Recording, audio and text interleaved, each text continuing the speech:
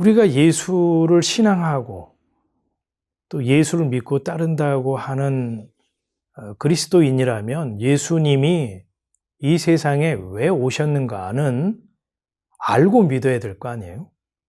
예수님께서 이 땅에 오신 이유, 그 목적도 모른 채 예수님을 믿는다, 예수님 오심을 우리는 축하한다, 감사한다 한다면 그건 자칫 무턱대고 믿는 게 될 수 있고 무작정 믿는 맹신이 될 수 있다는 거죠.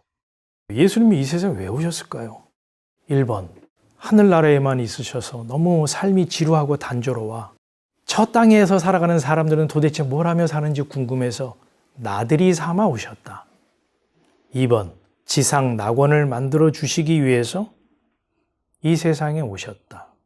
3번, 예수님은 오고 싶지 않았으나 사람들이 오시라고 꼭 한 번만 방문해 달라고 초대해서 오셨다. 예수님이 이 땅에 오신 목적, 이유는 뭘까요? 몇 번일까요? 아주 유치한 질문을 드렸기 때문에 아무도 답을 안 하시는데 1, 2, 3번에는 답이 없죠. 그러면 예수님이 이 세상에 왜 오셨는가? 그것도 모르고 우리가 기뻐하고 감사한다면 그 참 얼마나 우스꽝스러운 신앙이 되겠습니까? 근데 성경은 아주 친절하게도 예수님이 이 세상에 왜 오셨는가에 대해서 명백하게 말씀하고 있다는 거예요.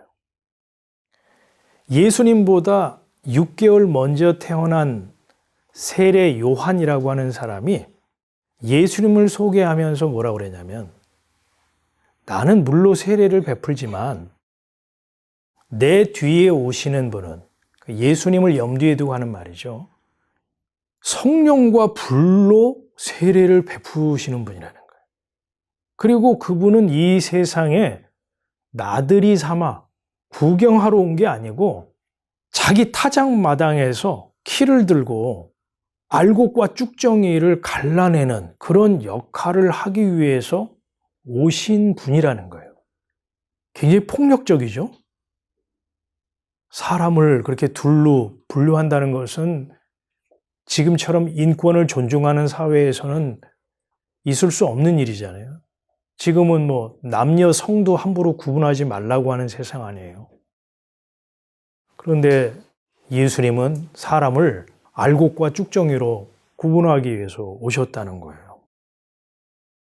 강보에 쌓여 여물통에 누워있는 예수, 아기 예수, 나약하고 초라해 보이지만 엄청난 능력을 갖고 폭력적으로 다가오는 예수라는 것을 우리는 보게 되죠. 그 예수님이 사람을 둘로 쫙 분류를 하시는데 계엄군처럼 칼과 창과 총을 가지고 무장하고 등장해가지고 너는 이쪽, 너는 저쪽 이렇게 하는 게 아니고 사람을 분류하는 기준이 있어요. 그게 뭐냐면 예수님이 이 땅에 오신 목적, 그 목적에 부합하면 알곡으로 분류하여 하나님의 천국 곳간에 드리고, 그 예수님이 오신 목적에 부합하지 않은 자는 쭉정이로 분류가 되어가지고 꺼지지 않는 불에 태우시겠다는 거예요. 그러니 예수님이 이 세상에 오신 목적을 안다라고 하는 것은 굉장히 중요한 것이 되겠죠. 예수님이 이 땅에 오신 분명한 목적이 있어요. 예수님 자신이 그걸 밝히셨어요. 인자가 온 것은 섬김을 받으려 함이 아니라 도리어 섬기려 하고 자기 목숨을 많은 사람의 대속물로 주려 함이니라. 내 목숨을 많은 사람의 대속물로 주려 합니다 라는 말은 돌려 말하면 이 세상에 있는 사람은 대속물이 없으면 죄 사함을 얻지 못하는 죄인이라는 말이기도 하겠죠. 그러니까 예수께서 이 땅에 오셔서 자기 목숨을 바치지 않으면, 피 흘리지 않으면 이 세상 사람들 가운데서 죄를 용서받아 구원 얻을 자는 없다는 말이기도 해요. 아니, 어느 누가 자기를 죄인이라고 생각하는 사람이 있겠으며, 더욱이나 대속물이 없이는 내가 살 길이 없는 그런 중한 죄인이라고 생각하고 인정하는 사람이 세상 천지 어디 있겠느냐라는 거예요.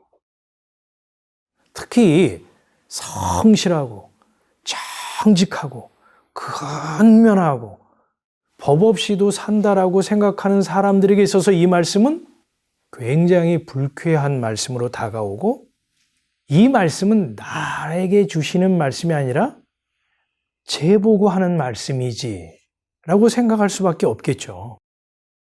자, 예수님이 또 말씀하셨어요. 내가 이 세상에 온 것은 의인을 부르러 온 것이 아니요 죄인을 불러 회개시키러 왔다, 그렇게 말씀하셨어요. 사람의 기준이나 입장에서 보면 이 말씀도 엉뚱하죠. 우리는 의로운 사람을 들어와 어서 오세요 이렇게 환영하고 그 사람을 인정하고 그러는 법이잖아요. 죄인은 저리 가 가까이 오지 마, 저리 가. 그리고 죄인은 처벌을 받아야 된다고 생각하는 것이 사람들의 일반적인 판단 기준인데, 예수님은 반대죠. 그래서 우리가 성경을 읽으면 뭔가 인쇄가 잘못된 거 아닌가? 내 성경책 이거 파본 아니야? 성경책 샀던 책방에 가서 제 성경책이 뭔가 잘못된 것 같습니다, 환불해 주세요. 혹은 다른 성경으로 좀 바꿔주세요 라고 생각할 법도 하잖아요. 예수님은 바로 당신이 이 땅에 오신 방문 목적을 기준으로 해서 하늘 곳간에 드리는 알곡과 꺼지지 않는 불에 태울 쭉정이로 구분하시겠다는 거예요. 그러니까 아주 단순하고 심플하게 얘기해서 자기가 죄인이고 예수가 나를 위해 대신 속죄하지 않으면 나는 희망이 없는 존재군요. 그 사람이 알곡이라는 거예요. 그 사람을 예수님은 천국, 하늘나라에 그 곳간에다가 들이시겠다는 거거든요. 예수님이 이 세상에 오신 방문 목적을 밝히셨는데 이 말씀에 정말 부합합니까, 우리가? 정말 자신이 죄인이라고 생각하십니까? 어린 양 예수께서 내 대신 피를 흘려 그 죄값을 지불하지 않으면 내가 정말 살 길이 없는 죽을 죄인이라고 인정을 하시냐는 거예요. 무슨 죄를 지으셨어요, 집사님이? 아니, 텐에서 열심히 가르친 것밖에 더 있어요. 우리 루이 집사님이 제가 알기로는 정말 다른 사람보다 한 3배 열심히 사셨어요. 제가 아는 헬렌 집사님은 자녀를 위해서 희생하시고 가정을 위해서 봉사하셨고 교회를 위해서 헌신한 것밖에 없어요. 아무리 뒤져보고 헬렌 집사님 해도 죄인이라고 하는 흔적은 없어요. 아니, 그렇게 성실하고 열심히 살았는데 무슨 죄를 지었다고 죄인이라고 그래. 우리가 나눈 얘기들을 이렇게 종합해 보면 하늘나라 곳간에 들어갈 알곡이 있다 없다? 없죠. 이 문제 수습을 하고 설교를 끝내야 되는데 어떻게 수습해야 될지 걱정이 되니까 자꾸 시간만 흘러가고 큰일입니다.